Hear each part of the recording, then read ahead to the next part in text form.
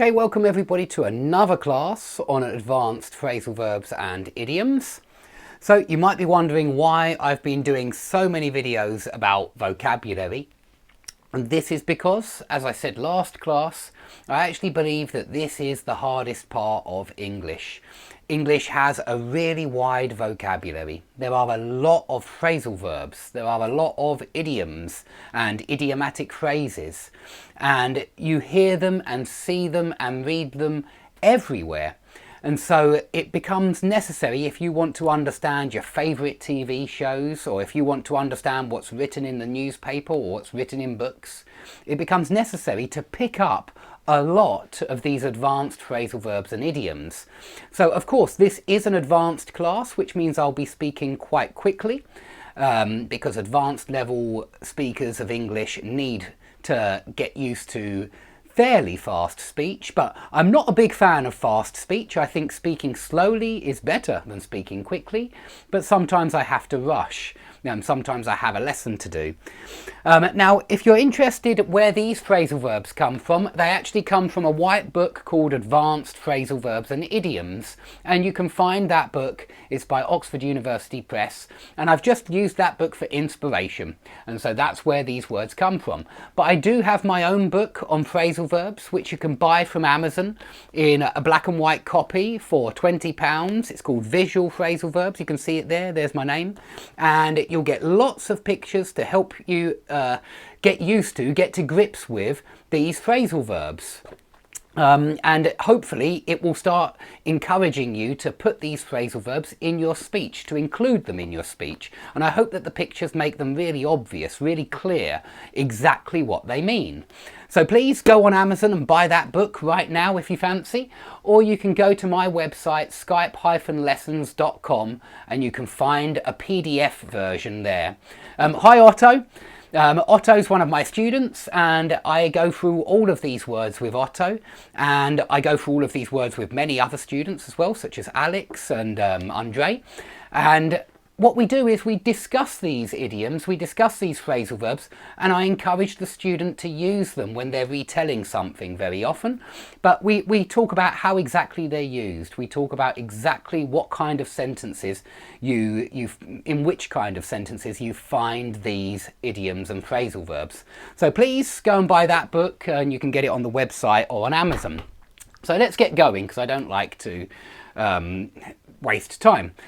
Stop the rot. This is quite a clear idiom. It means exactly what it sounds like it means. Rot is decay of some sort. So if you're trying to stop the rot, you're trying to stop some kind of bad process, some kind of decay, some kind of corruption. Very often it's used for corruption. You might talk about stopping the rot in Parliament, in which case you're talking about trying to get rid of the corruption in Parliament. And of course, as everybody knows, that politics has a huge amount of corruption because criminals are attracted to politics. So to stop the rot means to stop the corruption, to stop the decay in some kind of way. Now, all of these phrasal verbs are certainly in the book. If you talk something up, you exaggerate something, especially how good something is. So you make something sound better than it actually is.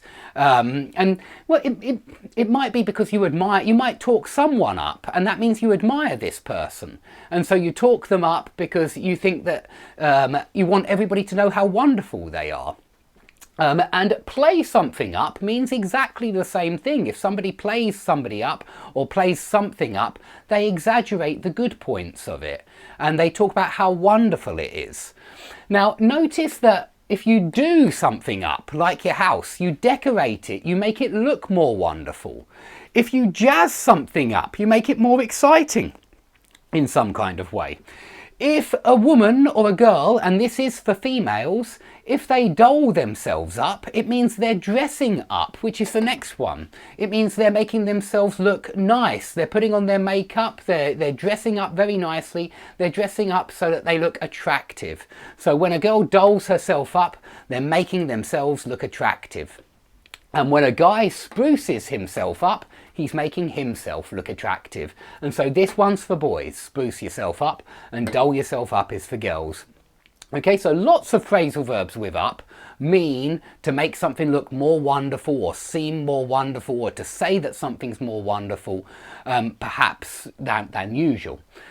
Okay, if two horses in a race are neck and neck, that means they're exactly at the same position in the race. One's not winning, the other one's not winning. They're at the same position. So if two swimmers are neck and neck, that means they're in exactly the same position. Okay, to sing somebody's praises is very similar to talk somebody up. So yeah, I'll put that down, please.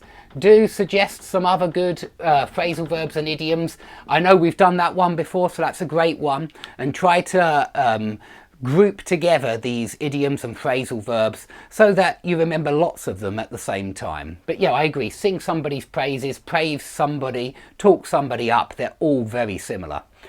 So neck and neck means a tie. It's when two people are tying in a race. We do say a tie. Okay? So it's when they're exactly the same position. Neither one is in the lead. They're at the same position. Okay, in the final analysis, this means once everything has been taken into account, once all things have been considered. So it's when you consider everything and then give your final analysis. So again, it sounds like what it means. So you might say, in the final analysis, our company has had a really bad year. And it means when you take everything into account, all the sales, everything that's happened to the company throughout the whole year, in every single month, in the final analysis, it's been a bad year. Okay? So that means after everything has been taken into account, everything has been considered. Now, boil down to, or come down to, or put something down to, or hinge on, they're all in the phrasal verbs book. This means that something is the cause of something else. So I think I've given this example quite a few times, but it's always in the newspapers nowadays. Global warming, yeah, this kind of thing. You might say global warming boils down to fossil fuel burning. But you might disagree and say, no, I don't think global warming comes down to the burning of fossil fuels. I think that the temperature of the planet hinges on the temperature of the sun, or something like that. You may have a different opinion, but all of these mean to ascribe a cause to something. And I don't know why, but that particular example always springs to mind. There's a nice phrase, idiom. That particular example always springs to mind whenever I come across those phrasal verbs. Yeah, chalk something up to something is the same. You're right. Yeah, to chalk something up to something or chalk something down to something. I'd have to check that one just to be sure. But yeah, it is very similar to when you put something down to, you ascribe a cause to something. Okay, a war of words is what it sounds like. Again, it's a battle between two people who are arguing and they're criticizing each other, but they're not hitting each other because it's a war of words, not a war of fists. Okay, now if you put your house in order, it means to sort something out so that everything is correct and right in some kind of way. Now very often we say put your own house in order. Now this means don't lecture me, don't be a hypocrite, put your own house in order first and then you can lecture me. Then you can teach me a lesson once you've sorted yourself out, once you've put your own house in order first. Okay, you can buy my book on amazon.co.uk for the person that's just asked that, or on skype-lessons.com.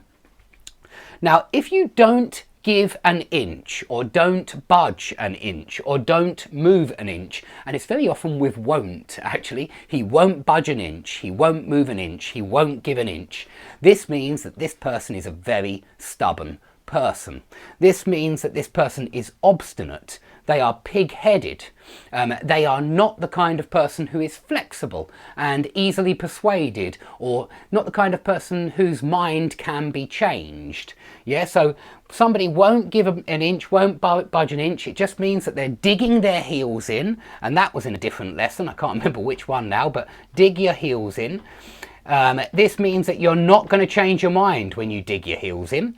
And when you dig your heels in, you're making it very hard for somebody to drag you away or move you in some kind of way. So you're not giving an inch, you're not budging an inch, you're not letting anybody move you.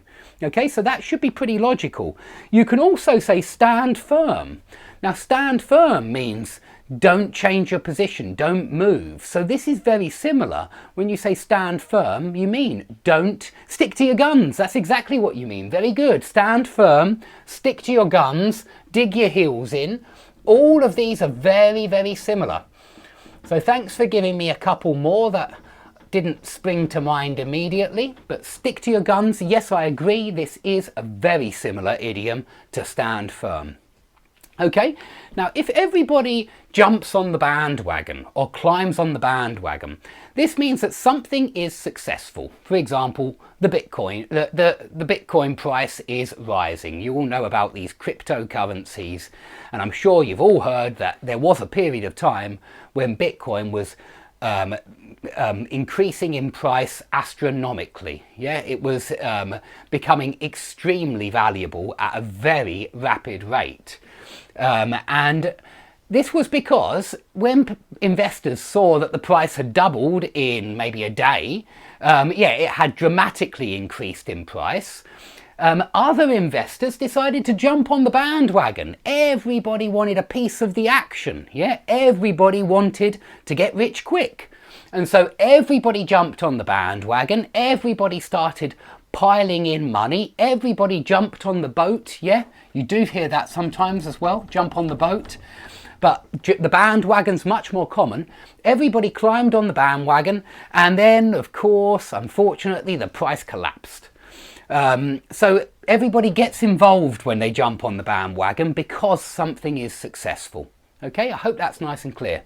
Now, if you give somebody the benefit of the doubt, this means that you're not sure that what somebody says is true, but you're going to act as if it is true just because perhaps you like this person, or perhaps because you don't want to seem suspicious, and so you give them the benefit of the doubt. So you might say something like this: she said she was late because her plane was cancelled, and I'm not sure, she might be lying, she might have just been a little bit tardy, yeah, she might not be a very punctual person, but let's give her the benefit of the doubt. Yeah. Now, if somebody has a field day, and I don't know why, but this collocates very well with the noun the press had a field day with something, this means that you gain advantage at somebody else's expense.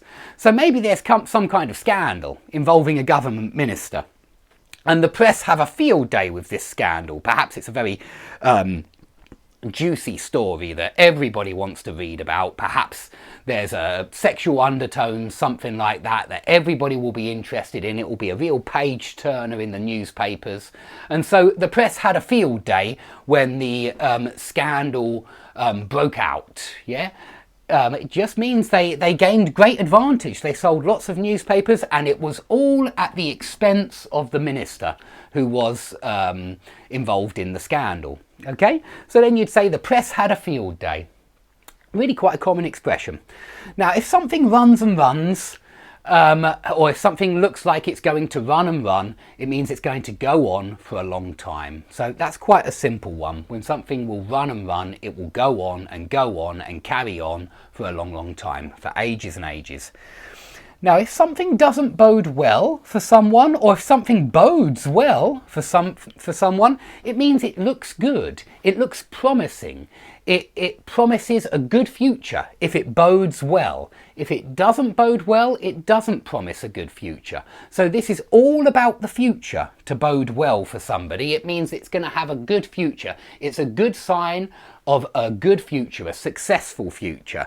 And you might say, you know, this bodes well for the company, in which case it means it's going to have a positive effect on the company, so that the company's future will be successful. But if you say it doesn't bode well for him, then that doesn't look good for him. It looks like it's going to cause him problems in the future. But you don't have to use the not, because you could say this bodes ill for him, or this bodes ill for the company, meaning this looks like it's going to have a negative impact on the future of the company. Okay, so to bode, it's always about the future. A wake-up call now. A wake-up call is some kind of something that alerts you, that makes you aware of some kind of terrible danger, which perhaps was obvious, but you were blind to it. So if you're blind to something and then something suddenly wakes you up and makes you aware of this obvious danger that's approaching, then that is a wake-up call. Yeah, you might say by the time he was 16, he ended up in prison, and this was a wake-up call for his parents. Yeah, suddenly they realised the danger that maybe their son had got mixed up with a bad crowd, and they understood that. Finally they understood the danger of it. He's in prison, and so they understood that they have to change something or make sure that he hangs out with a different group of people, something like that. Now, if your future hangs in the balance are the scales, okay? The balance are scales. They're a way of measuring weight. And if your future hangs in the balance, it means your future is uncertain. To hang in the balance means to be uncertain. You're not certain what's going to happen. If the future of the company hangs in the balance, you're not certain. Maybe the company's going to go bankrupt, maybe not. Maybe they're going to be really successful. So to hang in the balance means to be uncertain. When something hangs in the balance, its future is uncertain in some kind of way. Now, if you are locked in battle with somebody or locked in dispute with somebody, that means you are locked in a massive argument. Hi lolly lolly, happy new year. It means you're locked in a massive argument with somebody, yeah? And so you might say that Britain and the EU have been locked in battle for some time over this Brexit problem. And yeah, thanks Otto. Hang in the balance is very similar to it's touch or go weather. I totally agree. Very similar to it's touch or go weather. Strange expression, but common. It's touch or go whether he will live or die. Yeah, something like that. His future hangs in the balance. His life hangs in the balance. It's touch or go whether he will live or die. These phrases and expressions are not in the phrasal verbs book, but the phrasal verbs are. And these phrases and expressions will be in the next book, which I hope to bring out in the next few months. So it's touch or go whether means you're not certain whether something will happen. Okay, if you are locked in battle or locked in dispute with somebody, you can also say you are at loggerheads with somebody. It's exactly the same. All three of those are exactly the same. So again, I could say that Britain and the EU have been at loggerheads with each other over this question of Brexit for many years now.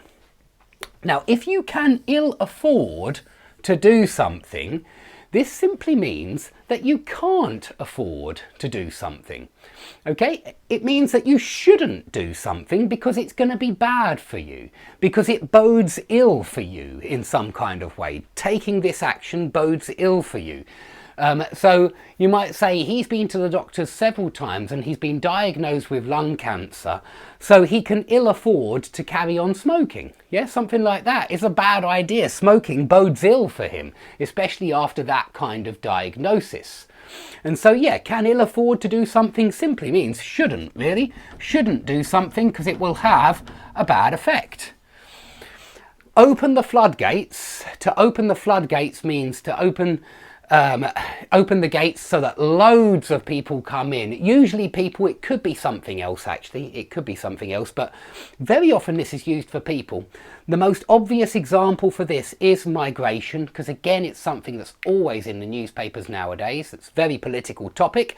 So you might say something like, if the government changes its policy, this will open the floodgates to unlimited migration, or an unlimited flow of migrants. Something like that would work very well with this expression.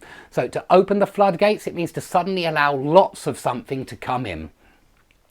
If there's a crying need for something, this is exactly the same as a desperate need for something.